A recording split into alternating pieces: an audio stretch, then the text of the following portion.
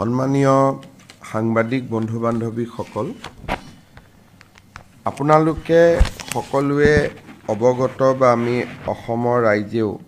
এই বিষয়ে বহু দিনৰ পৰা আলোচনা কৰি আহিছিলোঁ যে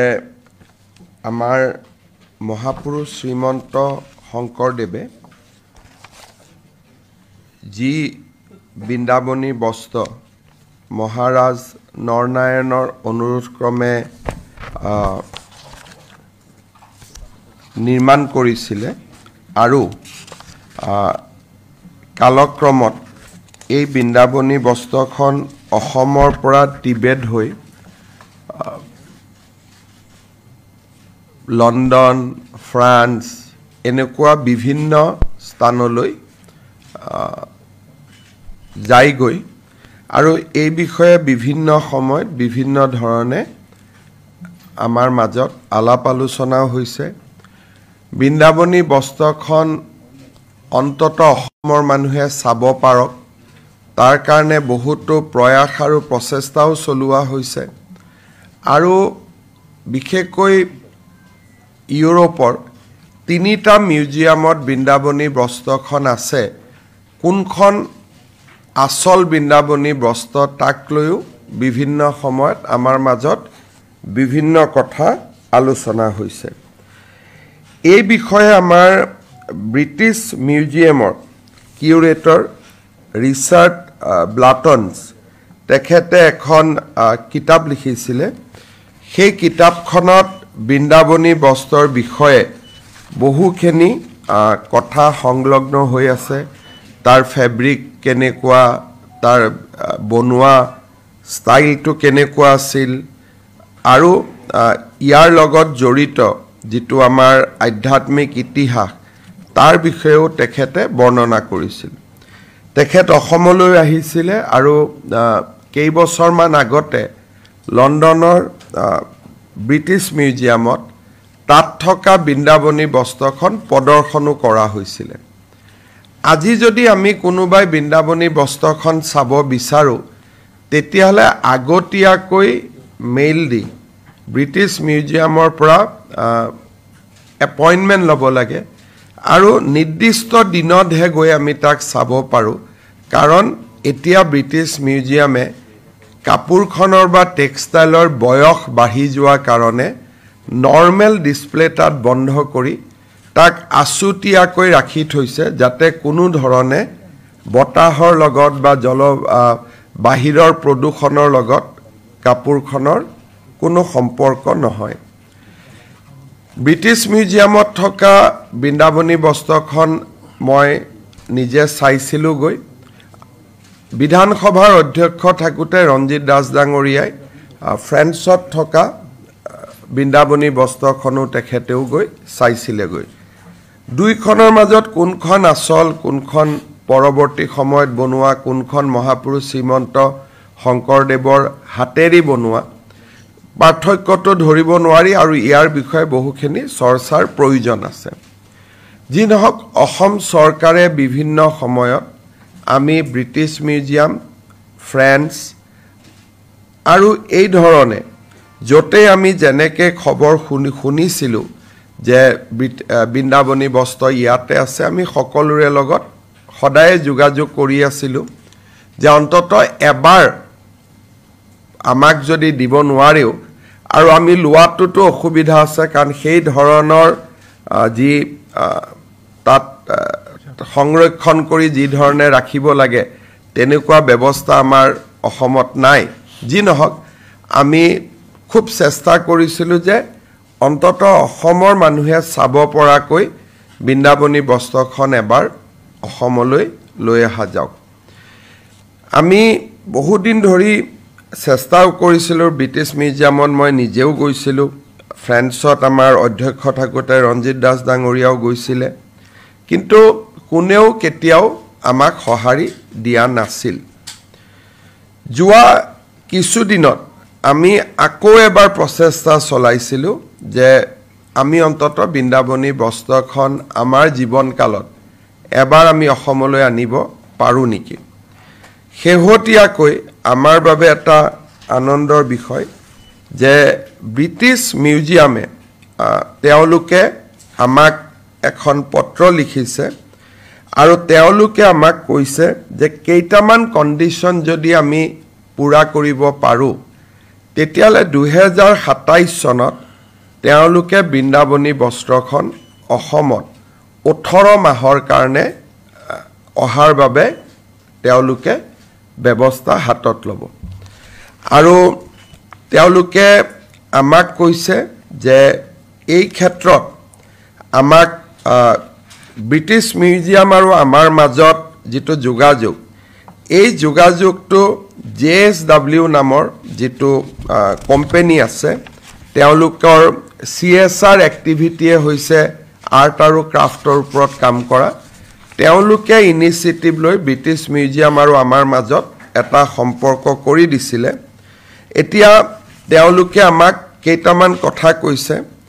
এটা তেওঁলোকে আমাক কৈছে যে ডিজিটেল এক্সপেৰিয়েন্সৰ কাৰণে তেওঁলোকে এই বছৰে বৃন্দাবনী বস্ত্ৰখন আমাক দেখুৱাব খুজিব অৰ্থাৎ কলাক্ষেত্ৰত আমি গলো তাৰ পৰা আমি ডিজিটেলি ব্ৰিটিছ মিউজিয়ামত বৃন্দাবনী বস্ত্ৰখন প্ৰদৰ্শিত হৈ থাকিব আৰু আমি ডিজিটেলি তাক অন লাইভ চাব পাৰিম অৰ্থাৎ য'ত আমাৰ কিয়ক্স থাকিব তাতে গৈ আমি থিয় হলো বৃন্দাবনী বস্ত্ৰখন লণ্ডনত থাকিব আৰু ইয়াৰ পৰাই বস্ত্ৰখন আমি প্ৰত্যক্ষ কৰিব পাৰিলো দ্বিতীয় তেওঁলোকে কৈছে যে এটা নতুন মিউজিয়াম অসমত বনাব লাগিব যেটো মিউজিয়াম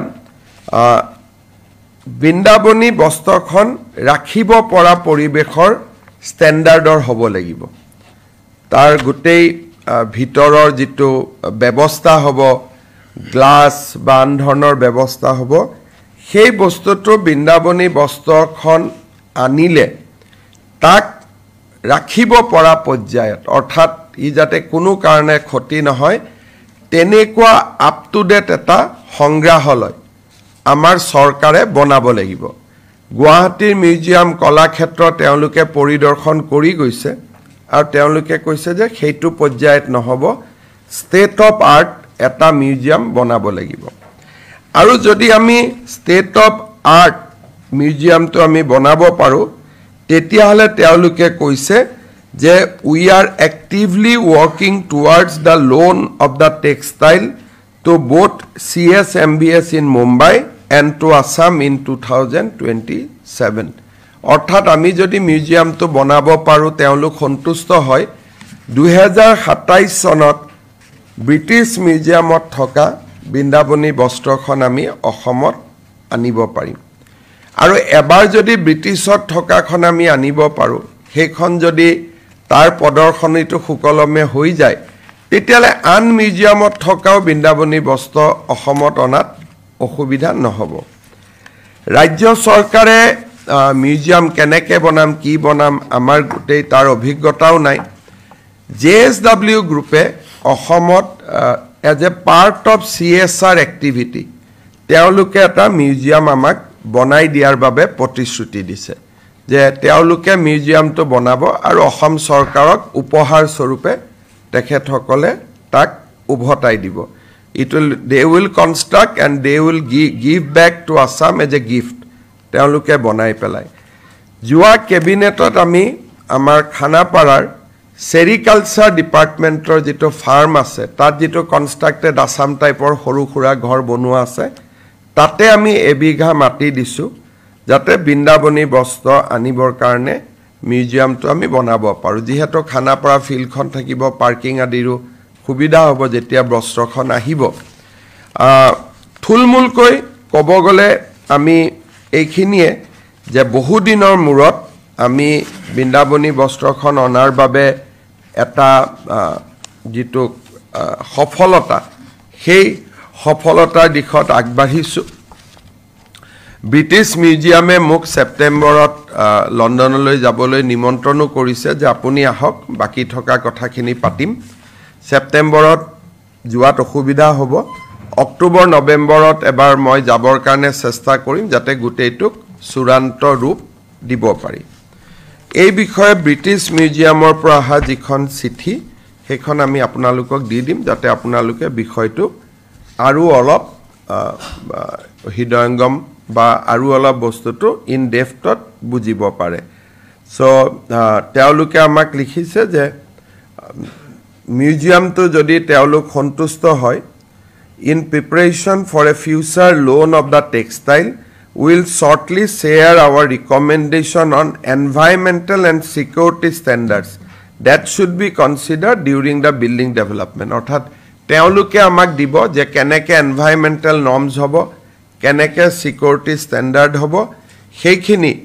তেওঁলোকে আমাক জনাব তেওঁলোকৰ standard মতে আমি তাক বনাব লাগিব আৰ স্বাভাৱিকতে ব্ৰিটিছৰ standard মতে যদি আমি বনাব পাৰো same standard will apply to France also in a later period গতিকে এটো আমাৰ কাৰণে খুব এটা আনন্দৰ বতৰা বৃন্দাবনী বস্ত্ৰখন আপোনালোকে সকলোৱে দেখিছে আগতে মাজতে এনেকে তাক প্ৰেজেন্টেশন কৰা হৈছিল ব্ৰিটিছ মিউজিয়ামত কিন্তু আজিকালি টেক্সটাইলখন অলপ উৱলি যোৱা কাৰণে তেওঁলোকে তাক খুব সংৰক্ষণ কৰি ৰাখে আৰু মানুহে চাব খুজিলেও বহুদিন আগৰ পৰাই এপইন্টমেন্ট লব লাগে এই ক্ষেত্ৰত আমাক আমি ভাৰত চৰকাৰেও লিখিছো আৰু তেখেতসকলে আমাক যেটো সোভেৰেন গ্যাৰান্টি দিব লাগে যে কাপোৰখন উভতি যাব সেই গ্যাৰান্টিও দিবৰ কাৰণে আমি ভাৰত চৰকাৰক ইতিমধ্যে লিখিছো জয়শংকৰ ডাঙৰীয়াক মই আগষ্টতে তেওঁক চিঠি লিখিছো তেওঁ ব্ৰিটিছ ভাৰতস্থ ব্ৰিটিছ ৰাষ্ট্ৰদূতক ভাৰতৰ ব্ৰিটিছ ৰাষ্ট্ৰদূতক এই ক্ষেত্ৰত আমাক সহায় কৰাৰ কাৰণে নিৰ্দেশ দিছে আৰু বেসিক্যালি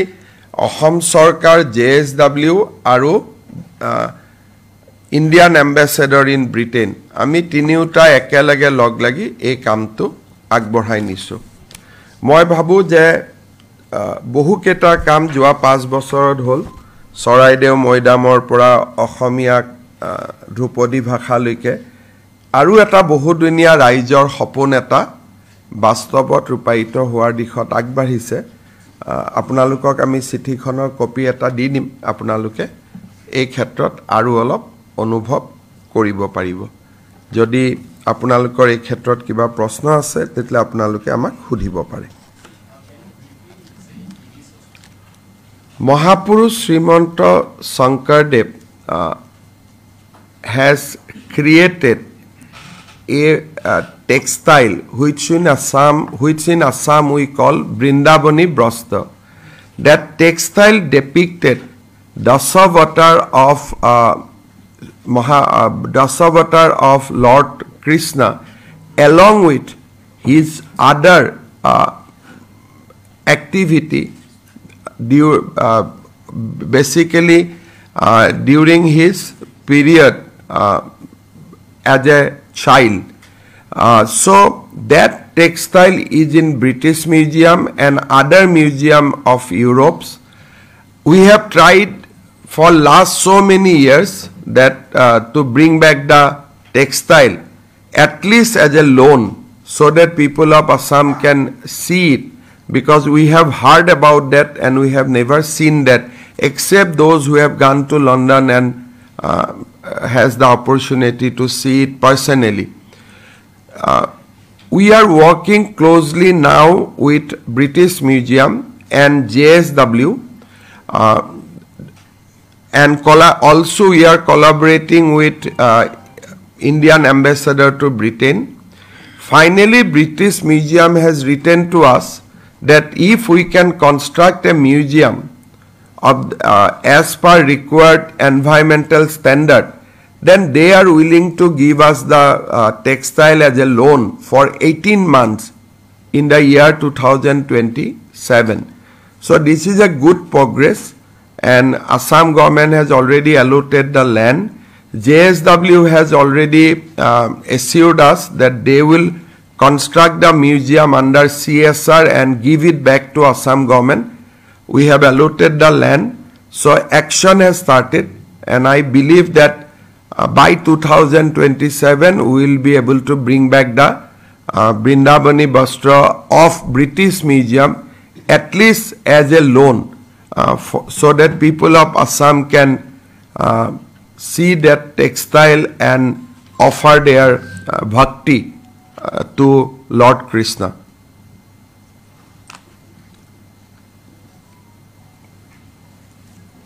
যদি আপোনালোকৰ কিবা যদি খুদিব আছে খুদিব পাৰে যদি সেইকেইটা টাৰ্মছ এণ্ড এতিয়াতো তেওঁলোকে লোন বুলি দিছে পিছত যেতিয়া লোন এগ্ৰিমেণ্টখন আমি চহী কৰিম এইটোতো খুব প্ৰাৰম্ভিক মিউজিয়াম হ'ব ব্ৰিটিছৰ পৰা মানুহ আহিব মিউজিয়ামটো চাব তেওঁলোকে চাই পেলাই ওকে কৰিব তাৰ পিছত আমাৰ লগত টাৰ্মছ এণ্ড কণ্ডিশ্যন কৰিব ভাৰত চৰকাৰৰ এটা সোভেৰেন গ্যাৰেণ্টিও লাগিব যে 18 মাহ পিছত টেক্সটাইলখন আকৌ উভতি যাব কাৰণ যদি ইয়াতে যাতে আমি ৰাখি নথওঁ আকৌ টেক্সটাইলখন মুম্বাইতো প্ৰদৰ্শন কৰাব খুজিছে ব্ৰিটিছ মিউজিয়ামে গতিকে ইয়াত এখন কিতাপ আছে আপোনালোকে কেতিয়াবা ৱেবছাইটত দেখিলে পাব পাৰিব ইয়াত এখন বুক আছে যে এটা মিউজিয়ামলৈকে কেনেকৈ লোন দিয়ে international Turing exhibition loan guidelines বুলি ব্ৰিটিছ মিউজিয়ামৰ এখন কিতাপ আছে ইয়াত থকা গোটেইকেইটা চৰ্ত আমি পূৰা কৰিব লাগিব এখন মস্ত কিতাপ হয় ইয়াত গোটেইকেইটা চৰ্ত আছে বহুতবিলাক আপোনালোকে ৱেবছাইটত গ'লে ব্ৰিটিছ মিউজিয়ামৰ দেখাও পাব এই গোটেই কিতাপখনত থকা চৰ্তবিলাক আমি পূৰণ কৰিব লাগিব এইটো দীঘলীয়া প্ৰচেষ্টা 2 বছৰৰ চেষ্টা লাগিব আৰু ভাৰতৰ ৰাষ্ট্ৰপতিয়ে ব্ৰিটিছ গভৰ্ণমেণ্টক এখন চিঠি দিব লাগিব যে মই দায়িত্ব লৈছো এখন আকৌ আপোনালোকক ক্ষতি নোহোৱাকৈ উভতাই পঠিয়াম তাক কয় সোভেৰেন গ্যাৰেণ্টি বুলি সাৰ্বভৌম গ্যাৰেণ্টি সেই বহুবিলাক প্ৰচেছ আছে ভাৰত চৰকাৰৰ সহায় নোহোৱাকৈ নহবই কিন্তু প্ৰথমবাৰ তেওঁলোকে আগবাঢ়ি আহিছে আৰু ডেট এটাও দিছে যে আমি 2027ত তাক আনিম গতিকে বহুখিনি আগবাঢ়ি গৈছে আৰু মই ভাবো যে আমি এতিয়া এটলিষ্ট 90% সম্ভাৱনা বাঢ়ি গ'ল যে আমি অসমত বৃন্দাবনী বস্ত্ৰখন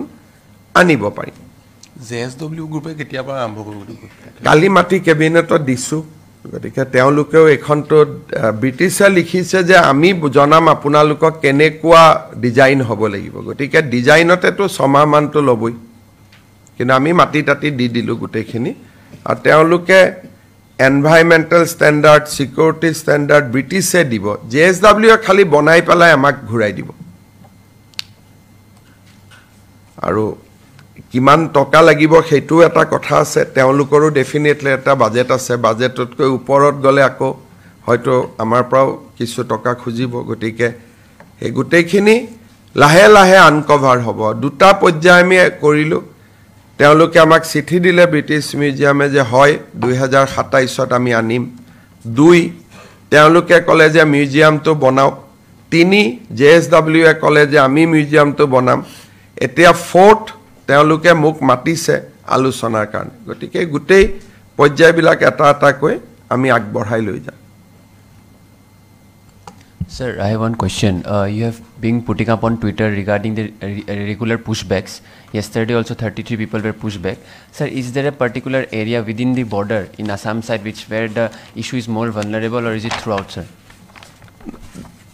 Pushback is happening on 2 fronts. One, the people who are residing within the state of Assam and under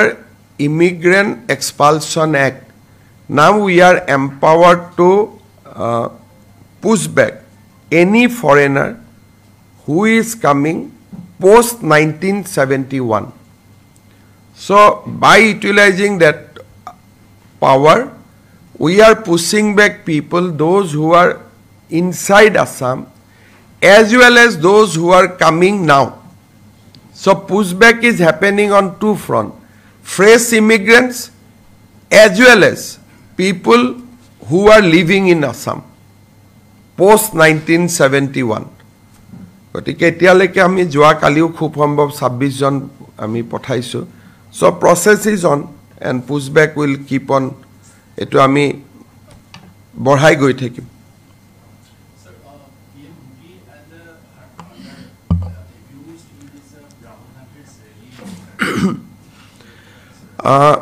देखिए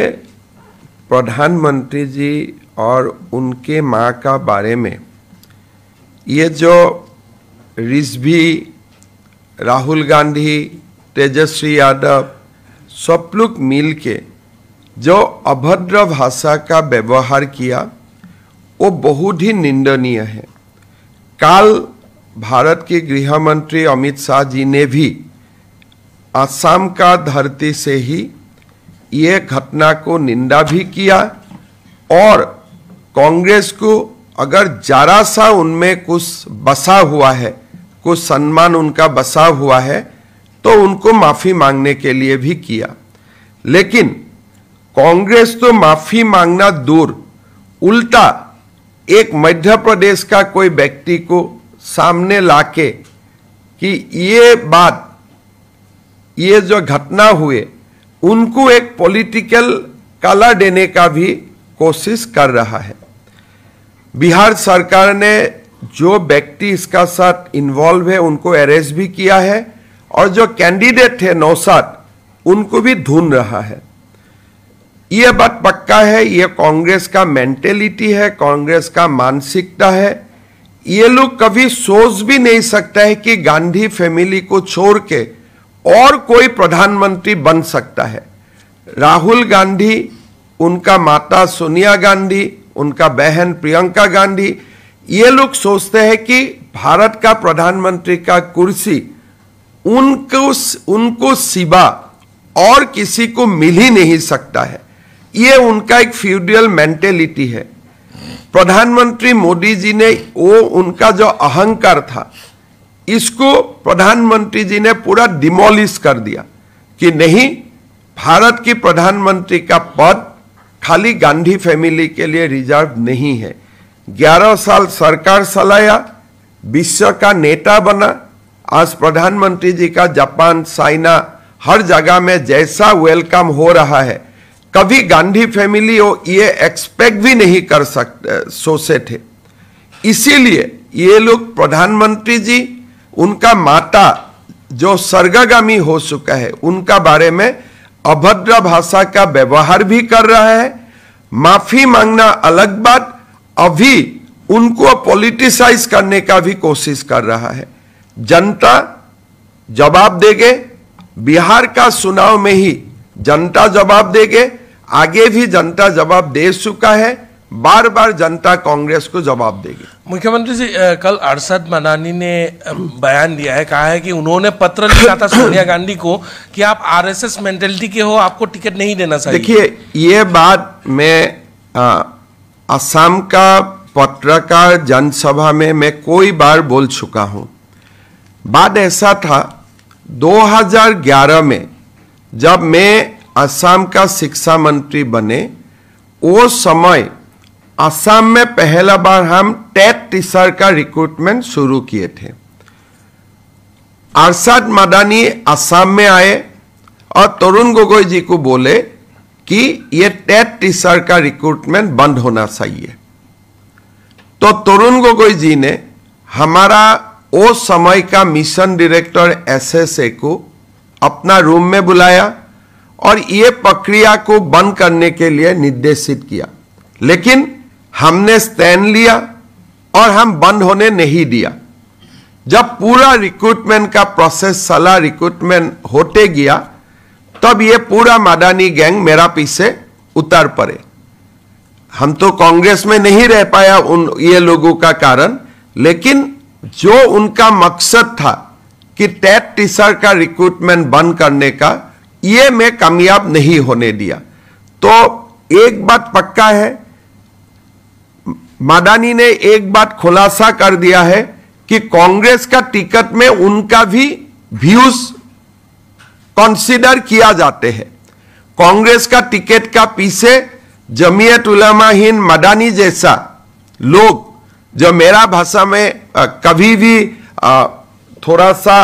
असंसदीय भाषा भी हो जाता है, लेकिन ये लोगों का जो काम है, ये असम को दुर्बल करने का बदमाशी काम करते हैं हर समय।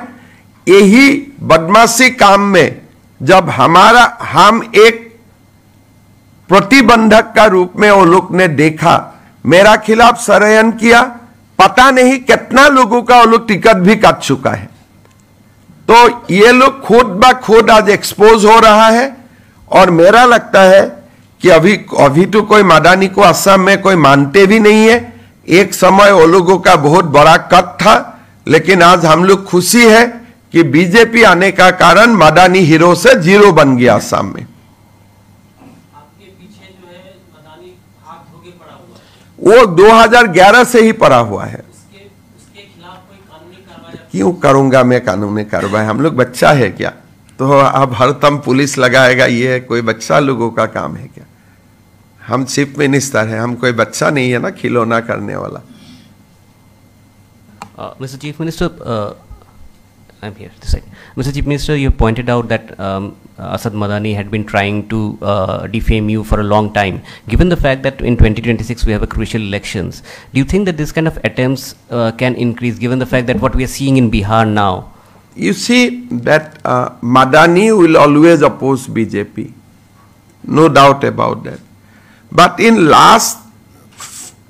30 days, 15 days, you will see lot of these kind of people are coming to Assam regularly. Whether it is a Harsh Mandar, whether it is that lady who spoke that Bangladeshi should be given shelter in Assam, and other people, particularly who were involved in Shaheen Bagh. Those kind of youths, activists are now coming to Assam regularly. So, BJP तो बहुत ही strong है। BJP को कुछ कर पाएगा 26 हो 31 हो, मैं वो नहीं मानता हूं। वो तो ठीक है। कल भी आप लोगों ने हमारा शक्ति का एक झलक देखा कि पूरा की पूरा असम का पंचायत चुनाव बीजेपी ही जीत लिए थे। तो हमारा कुछ नहीं कर पाएगा, लेकिन कहीं ना कहीं वो कुछ घटना करने का जरूर प्रयासरत रहेगा। लेकिन हम लोग भी ऊपर ही जाऊंगा। अभी अगले जब असम में अभी हमारा नेक्स्ट फेज है कि एनआरसी का लिए भी कुछ करना, एविक्शन चलते ही रहना, और हमारा कुछ एजेंडा है। हम लोग अपना काम जारी रखें। हमारा लंबा एजेंडा है मदानी का खिलाफ। मदानी मतलब मदानी का खिलाफ नहीं, मदानी का सोच का खिलाफ। मदानी तो ठीक है, वो आज है कल नहीं है, मैं आज हूं कल नहीं हूं, लेकिन जो सोच है कि असम को एक इस्लामिक प्रदेश बनाना, फंडामेंटलिस्ट इस्लामिक प्रदेश बनाना, वो सोच का खिलाफ में हम लोग काम करूंगा। सर, ऐसा मान सकते हैं कि आप चुनाव से पहले बिहार के तर्ज पर जो एसआईआर यहाँ पे भी नहीं, वो सब बात चुनाव आयोग बोलेगा, मैं क्यों बोले। हम हेडलाइन देने का चक्कर में नहीं रहता हूं भाई। हमें काम करने का मतलब है, थोड़े आपको खाना देना मेरा काम है।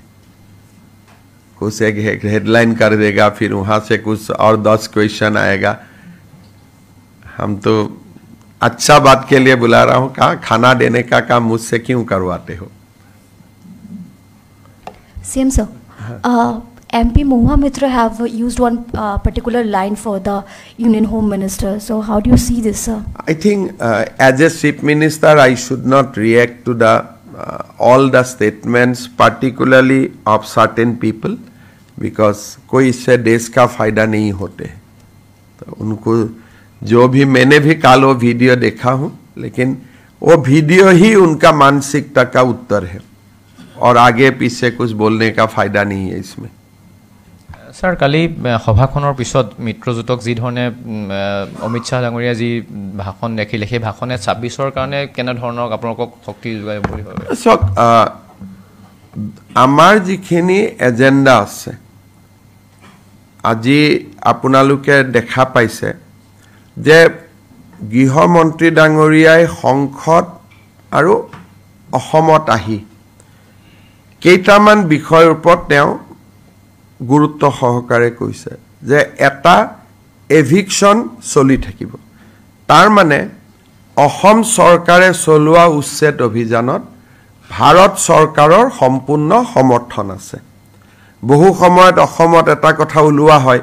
যে এইটো হিমন্ত বিশ্ব শৰ্মাই কৰি আছে, প্ৰধানমন্ত্ৰীয়ে গম পায় নে নাপায় গৃহমন্ত্ৰীয়ে গম পায় নে নাপায় এনেকুৱা কথা কিছুমান সাৰ্কুলে কেতিয়াবা ওলাই দিয়ে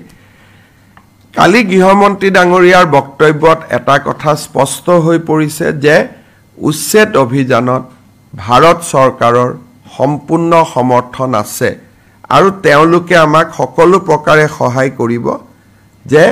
আমি যাতে ইয়াক লজিক্যাল কনক্লুজন অৰ্থাৎ শেষ টুকুৰা মাটি উদ্ধাৰ নকৰালৈকে আমি যাতে চলাই যাব পাৰোঁ দ্বিতীয়তে অসমৰ ৰাজনেতাৰ সৈতে পাকিস্তানৰ সম্পৰ্ক সংসদতো গৃহমন্ত্ৰীয়ে কৈছে সাধাৰণতে সংসদত ভুল তথ্য দিলে এফেক্টেড মানুহজনে প্ৰিভিলেজ মোচন দিব লাগে এইটো আপুনি মোৰ বিষয়ে ভুলকৈ কৈছে সংসদতো কোনো প্ৰিভিলেজ মোচন দিয়া নাই আৰু যোৱাকালিও গৃহমন্ত্ৰী ডাঙৰীয়াই তাক ৰিপিট কৰিছে তাৰ পৰা আপোনালোকে অনুভৱ কৰিছে যে বিষয়টো কিমান এটা সিৰিয়াস হ'ব পাৰে ইমান দিন অসমৰ মুখ্যমন্ত্ৰীয়ে কৈ আছিল ভাৰতৰ গৃহমন্ত্ৰীয়ে সংসদৰ ভিতৰে বাহিৰে পাকিস্তানৰ সম্পৰ্কৰ কথা উল্লেখ কৰাৰ পৰা এইটো কথা আমি অনুভৱ কৰিম যে নিশ্চয় বিষয়টোত যথেষ্ট সিৰিয়াসনেস আছে 3 নম্বৰ কালি এজিপি আৰু বিজেপিৰ পঞ্চায়ত সন্মিলনখনে প্ৰমাণ কৰিছে যে আমি কিমান আজি দিনটোত সাংগঠনিকভাৱে শক্তিশালী হৈ আছো কংগ্ৰেছ দলে বিএলএ মিটিং কৰি আছে কিন্তু আমাৰটো বিএলএ ওয়াৰ্ডত অলৰেডি ৰেডি হৈ আছে এই ওয়াৰ্ড মেম্বাৰ সকল নৱেম্বৰত আমাৰ বুথ সন্মিলন হ'ব দুইটা দলৰে তাতো আপোনালোকে দেখা পাব যে বুথ সভাপতি সকল প্ৰত্যেকটো বুথত 21 জনকৈ মানুহ আমাৰ অলৰেডি প্ৰস্তুত হৈ আছে আৰু এই কাম আমি 2 বছৰ আগতে কৰি শেষ কৰি থৈছো গতিকে অসমত বিজেপি এজিপি এনডিএ সাংগঠনিকভাৱে আমি বহুত শক্তিশালী হৈ আছো আৰু আমাৰ সাংগঠনিক শক্তি আজি যেনেকে যি প্ৰত্যাহ্বান আহে তাক গ্ৰহণ কৰাৰ কাৰণে আমি প্ৰস্তুত হৈ আছো কালি মিটিংখনত আপোনালোকে তাৰ এটা প্ৰভাৱ দেখিছে আৰু ইমান ডাঙৰ মিটিং অমিত শাহজীৰ ভাষণ শেষ হৈ জনগণ মন নোহোৱালৈকে এজন মানুহ উঠি যোৱা নাই কোনো কাৰোবাৰ নেচাৰ কলৰ কাৰণে বেলেগ কথা কিবা কেতিয়াবা মানুহ 2 ঘণ্টা বহি থাকিলে যাবলগীয়া হয় তাক বাদ দি সকলো মানুহে যি ধৰণে বহি আছে মহিলা 50% হি বুজাই যে এনডিএ বিজেপি এজিপি আমি গ্ৰাসৰুটত কিমান শক্তিশালী হৈ আছো মুখ্যমন্ত্ৰী জিএমচিৰ যিটো প্ৰতিবেদনটো দিছে এই সন্দৰ্ভত আপোনালোকে কেনে আজি যোৱাকালি প্ৰতিবেদন দিছে আৰু চৰকাৰে কালিৰ ভিতৰত যি প্ৰতিবেদনত জাক দোষী কৰা হৈছে তাৰ ওপৰত ব্যৱস্থা ল'ব যোৱাকালিৰ প্ৰতিবেদন দিছে ফাইলটো মোৰ ওচৰত আহিছিলেও মই কাক কেনেকে কি ব্যৱস্থা ল'ব লাগে স্পেসিফিক খুদি পেলাই পঠিয়াইছো অহা কালিৰ ভিতৰত আপোনালোকে পাব তাত কিছুমান প্ৰতিবেদনত জিএমচিএইচ খন কেনেকে ইমপ্ৰুভ কৰিব লাগে তাৰ বিষয়েও কৈছে অকল একশন লোৱাই নহয় ৰিমেডিয়েল কথাও বহুত তেওঁলোকে কৈছে আমি গোটেইখিনি সুন্দৰভাৱে ৰূপায়ণ কৰিম স্পেশাল অপাৰেটিং প্ৰচিডিউৰ এসঅপি কিবা তাতে এসঅপি বুলি নহয় তাত বহুত কথা কৈছে আমাৰ তেওঁলোকে এসএনসিও কেনেকে ৰাখিব লাগে কি ধৰণে সিকিউৰিটি ব্যৱস্থা কৰিব লাগে কি ধৰণে ভিজিটিং ডক্টৰৰ ৰাতি অহা ডক্টৰ গোটেই দীঘলীয়া প্ৰতিবেদন এখন তাত এসঅপিডিটো সমাধান নহব তাত বহুত বিলাক লং টাৰ্ম কৈছে মিডিয়াম টাৰ্ম কৈছে শৰ্ট টাৰ্ম কৈছে আমি গোটেইখিনি ৰূপায়ণ কৰিম কিন্তু প্ৰথমতে আমি ঘটনাটো তাৰ পিছত আমি লং টাৰ্ম কামখিনি কৰিম প্ৰথমতে ঘটনাৰ লগত জড়িত যি কেজন ব্যক্তিৰ কথা কোৱা হৈছে